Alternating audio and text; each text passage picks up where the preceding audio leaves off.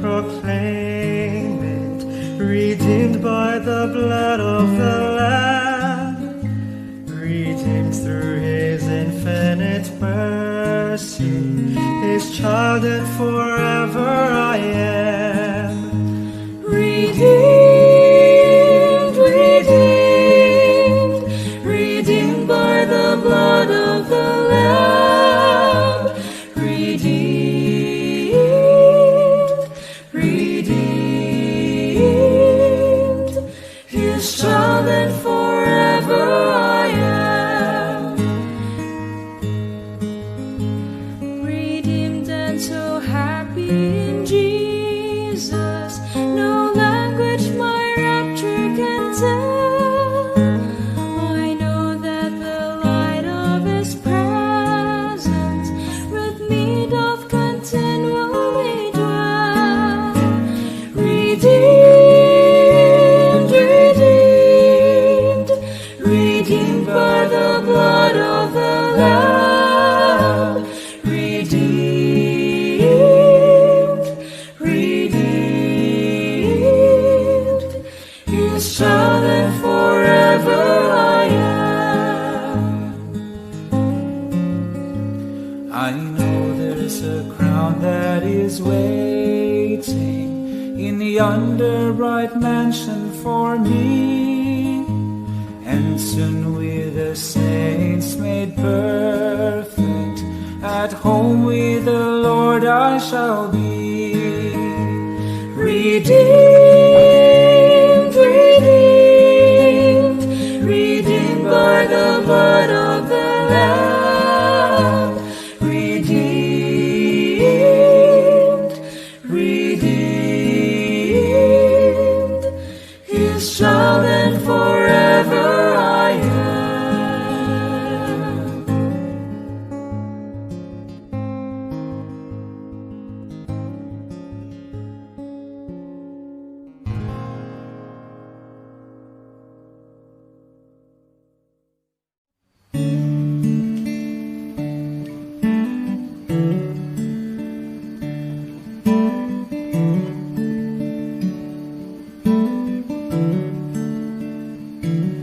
Lord, I want to be a Christian in my heart, in my heart. Lord, I want to be a Christian in my heart, in my heart, in my heart.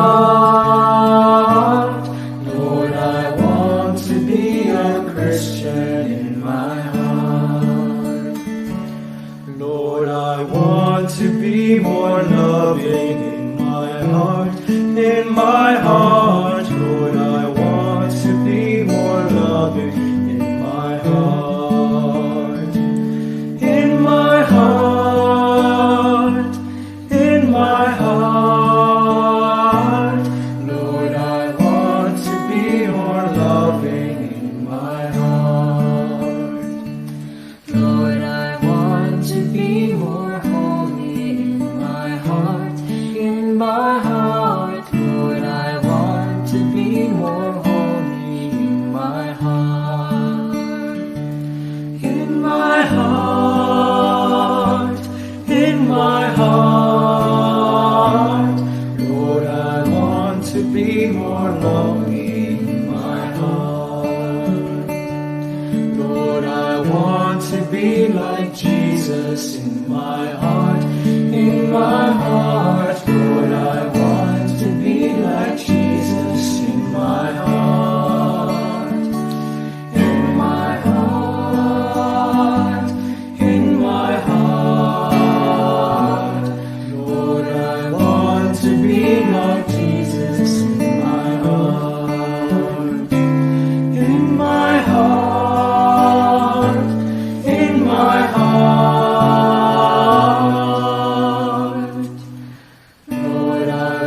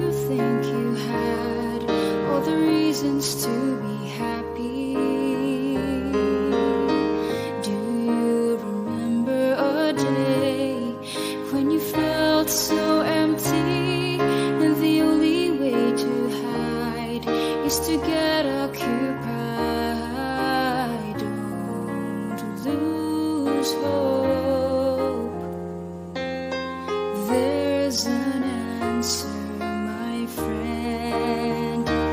There's a hole in my heart and yours that only Jesus can fill.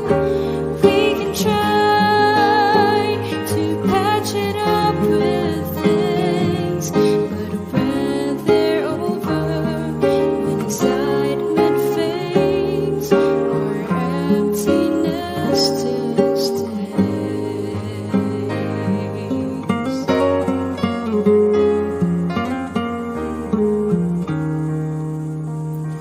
Why don't we let Jesus in to heal our broken hearts and part us from the sins we're keeping within?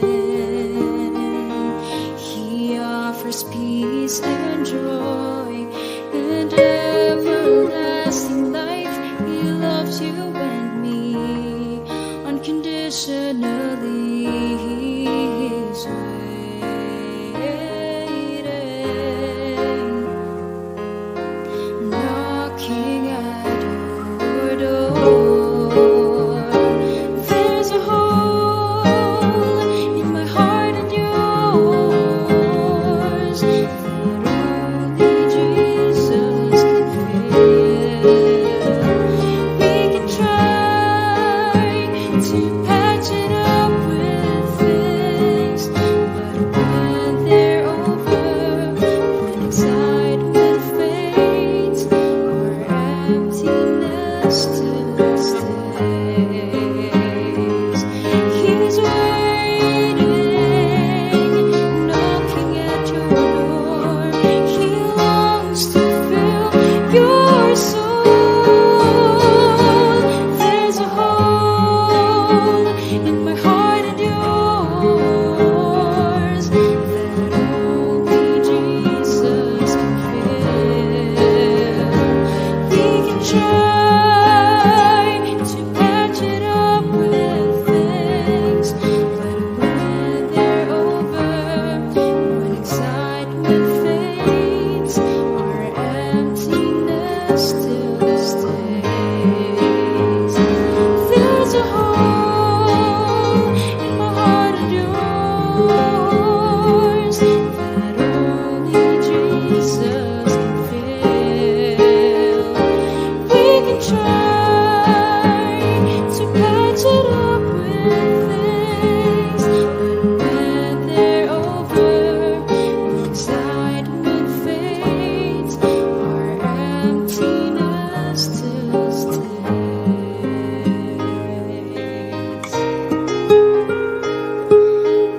When they're over, when excitement fades, our emptiness still stays.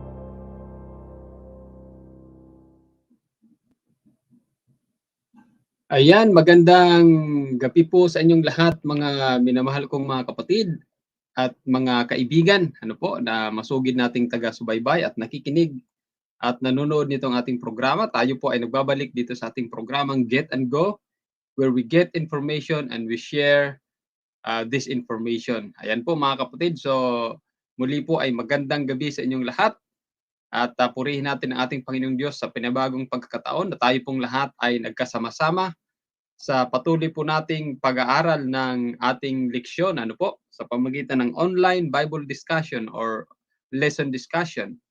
At isang buong linggo mga kapatid na napagpaliban po natin ang ating online lesson discussion sapagkat ating binigyan ng pagkakataon na i-air ang Earth's Final Countdown na pinangunahan ni Pastor Dwayne at ganoon din ni Elder Ted Wilson. Ano po? At purihin po natin ang ating Panginoong Diyos sa success ng evangelistic campaign through online. At ngayong araw ng Sabat, mga kapatid, kanina po meron po tayong napabinyagan na 131 na mga kaluluwa dito po sa AUP.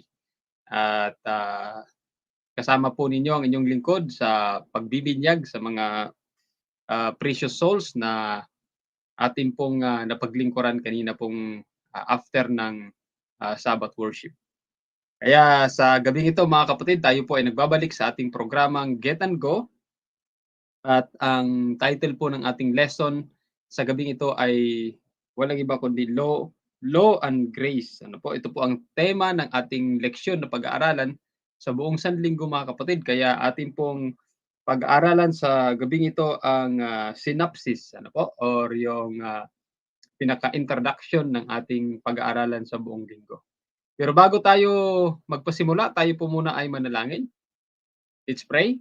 Amang banal na ang tahanan ay nasa mga langit, sa gabi pong ito, kami po ay nagpapasalamat sa inyo sa patuloy ninyong patnubay sa bawat isa sa amin at sa buong araw ng Sabat na kami po ay inyong iningatan.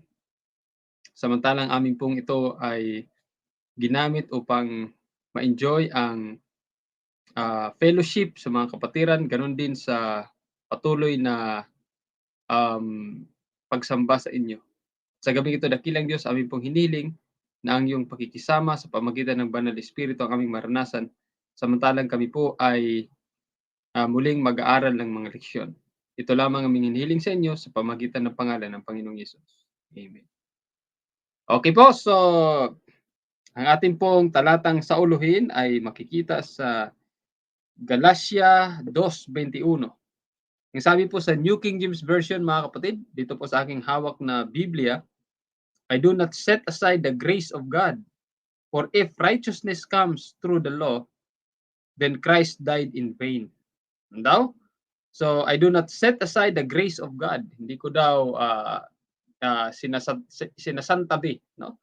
Ang biyaya ng Diyos. Sapagkat kung ang katwiran ay sa pamagitan ng kautusan, then, no, si Kristo ay namatay na walang kabuluhan. So, anong ibig sabihin dito? Basahin na natin, mga kapatid, sa Tagalog version. Ano po? Sa Paraphrase Tagalog version, makita sa Galatia 2:21. Sabi dito, English pa rin pala ang aking nakuha. Sorry. Okay. Galatia.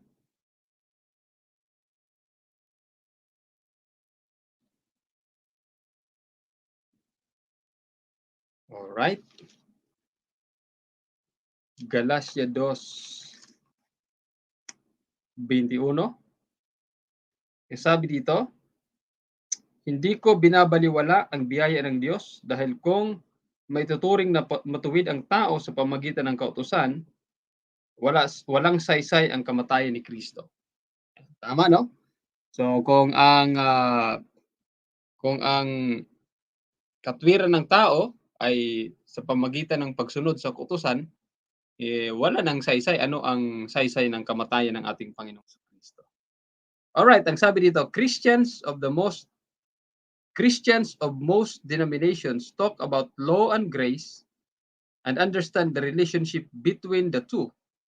The law is God's standard of holiness and righteousness, and violation of that law is sin.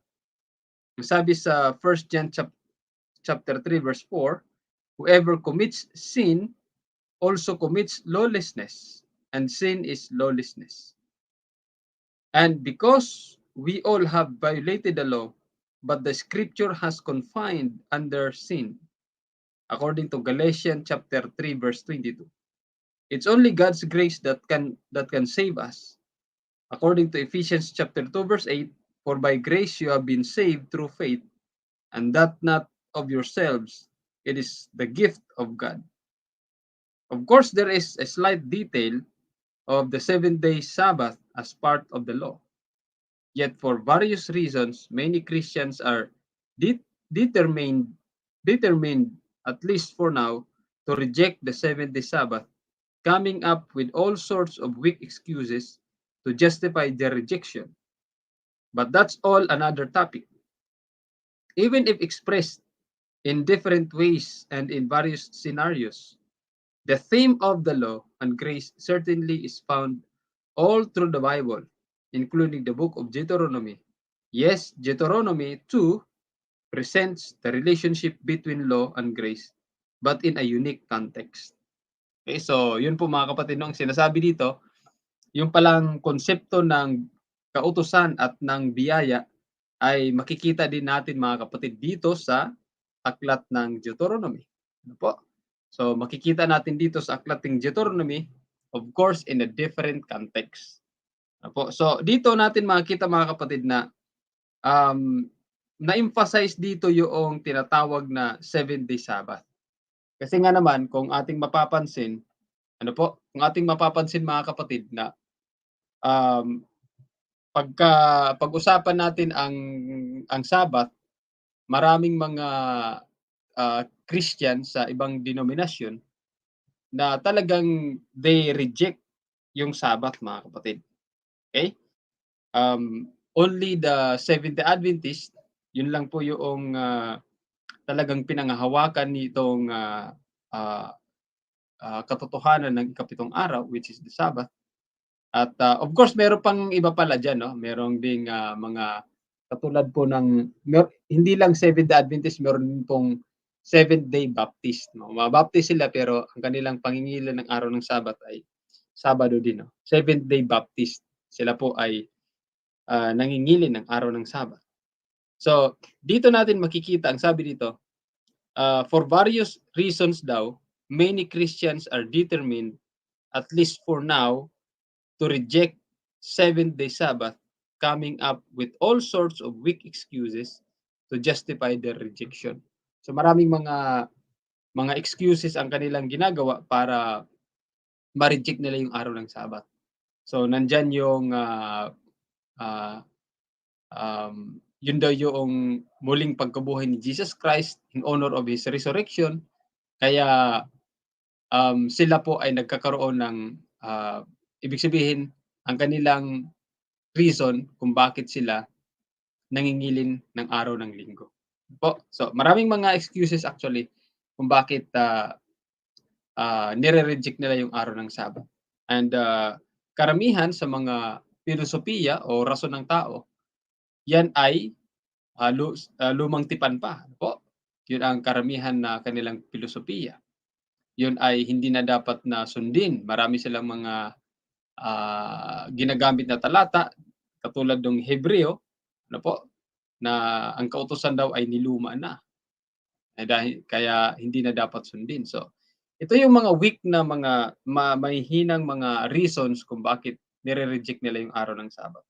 Pero dito mga kapatid, of course, kasi pinag-usapan natin dito ang kautusan at ang biyaya ng ating Panginoong Diyos. So, what is in that grace? Ano po? Malalaman natin dito or ating maunawaan kung ano ang meron doon sa biyaya na yan at kung paano nagkaroon ng connection ang biyaya ng ating Panginoong Diyos at ganoon din sa kautusan ng ating Panginoong Diyos. Ano ba ang process ng kaligtasan? Maliwanag ang sinasabi dito. No? Ang sabi dito, okay, it's only God's grace that can save us. Maliwanag ang sinasabi dito. According to Ephesians chapter 2 verse 8. But we will be discussing throughout this week what would be the relationship between the law and grace at kung paano natin ito maunawaan. So for further synopsis mga kapatid, no, sabi dito ating makikita yung kung ano yung prinsipyo ng kautusan. Ano po? Ito po ang expectation natin sa linggong ito. What is the principle of the law in heaven? Okay, ang batas ba sa langit ay yung bang 10 utos mga kapatid? Yun din ba ang batas na umiiral sa langit? So we will talk about it sa bukas mga kapatid, no? Tapos papag-aralan din natin kung ano yung kautusan dito sa aklat ng Deuteronomy. Ano po? At meron ditong foreign word sa ating lesson. Ang title ay Let of Luck. No? Di ko alam kung ano ang ibig sabihin nito. We will discussing this tomorrow. Right? So, we will be visiting again, okay po, ang prinsipyo or ang istorya and another learning. Ano ba ang makikita natin dito sa konsepto ng pagiging slave, no, ng mga Israelites doon sa Egypt. And I believe that this has it has a connection dito po sa ating pag-uusapan na law and grace. Okay po? And of course, we will be discussing about not for your righteousness. Okay po? Yun po ang title. That would be Thursday evening. Ano po?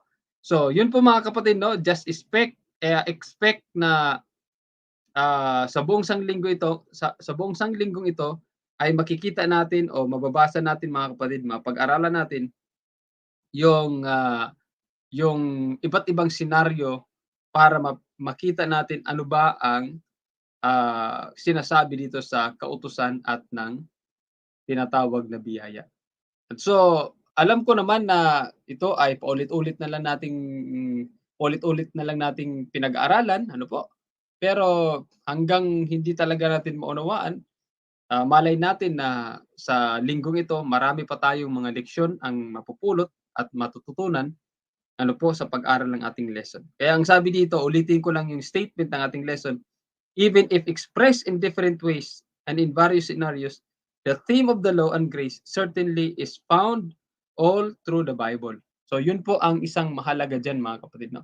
Na lahat ng ito ay makikita natin sa pag-aaral ng banal na kasulatan. So dito makikita natin ano nga ba ang kautusan, what is the grace, tapos ano yung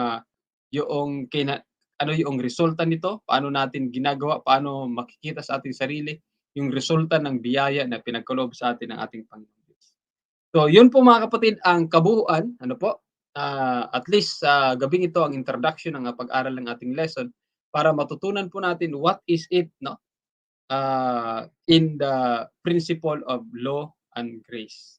Okay po, so sa gabing ito, nais ko pong purihin ang ating Panginoong Diyos sa panibagong pagkakataon at panahon na tayong pong lahat ay bumalik sa pag-aaral ng ating lesson at aking pong inaasahan mga kapatid na bukas ay patuloy nating subaybayan ang pag-aaral ng ating lesson. Importante po mga kapatid na matutunan natin para talagang maging firm yung ating understanding when it comes to a relationship between law and grace. Okay po? So, sa gabing ito, nais ko po munang i-recognize ang ating mga kaibigan, mga kapatid na nanonood sa gabing ito. No? Nais ko po munang i-recognize si Brother Edward Oreliosa from Thailand. Okay po. Ganon din si Ate Alma Amila from Taguig. Okay? Ganon din kay Annalyn. No? Happy viewing po. At I hope that you learn something from our lesson. At ganoon din kay Brother Caleb Patilan. Okay po. So, yun po mga kapatid. Again, don't forget to tune in tomorrow evening sa pagpapatuloy ng ating lesson para masubaybayan po natin ang aral. Ayan po. Good evening kay Ate Isay. No? Good evening po. And ngayon po ay atin pong i-close ang ating introduction ng ating lesson. Very short lang ito mga kapatid. We just spent 15 minutes just to have an introduction sa ating pong lesson. And again, no, I would like to appreciate your attendance. I would like to appreciate your participation in our lesson. See you tomorrow evening mga kapatid. Alas 8 ng gabi, within 30 minutes na pag-aaral ng ating lesson. Wag po kayong mawawala mga kapatid. This is just an introduction. This is just a synopsis kung ano po ang mapag-usapan natin sa buong segmento. So to close our lesson, tayo pong lahat ay muling manalangin. Let's pray. Dakila po naming Diyos ng tahanan ay nasa mga langit, muli po kami nagpapasalamat sa inyo dahil sa inyong patuloy na patnubay sa bawat isa sa amin. At nagpapasalamat po kami na nabuksan ang panibagong aral ng leksyon sa buong sanglinggong ito at ating pong mapag-aralan ang may kinalaman sa kautusan at ng biyaya. Patnubayan niyo po, Panginoon, ang bawat isa sa amin na kami po ay patuloy na inyong gabayan sa patuloy na pag-aaral ng iyong mga banal na salita. At salamat po sa pagdinig mo ng aming dalangin, ang kapayapaan nawa at ang pag-iingat ang aming maranasan sa gabing ito, samantalang kami po ay magpapahinga. At ito lamang ang aming hiling sa inyo sa pangalan ng Panginoong Hesus. Amen. Okay po mga kapatid, this has been your servant for this evening, Pastor Ken, saying Jesus Christ must be exalted. Huwag po natin kalimutan ibahagi ang ating natutunan sa gabing ito mga kapatid. Nang sa ganon, ang ating Panginoon Kristo ang siyang maluwalhati. Salamat po at magandang gabi sa inyong lahat. Ingat po kayo mga kapatid.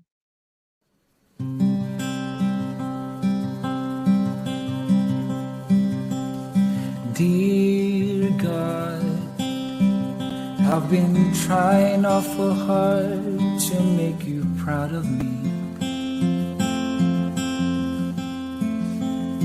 but it seems the harder that I try, oh, the harder it becomes, and I feel like giving up most of the time.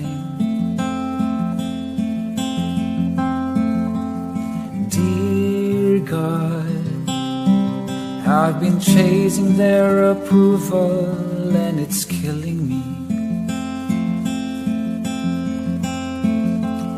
And I know the more I try to prove, all the less I have to show, and I'm stuck inside my head most of the time. But if I pray a little harder, if I follow all the rules, I wonder, could I ever be enough? 'Cause I tried and tried just to fall back down again, and I ask myself, why do I try to chase the wind? I should lean into the mystery. Maybe hope is found in the melody. So I wanna try again. Oh, I'm gonna try again.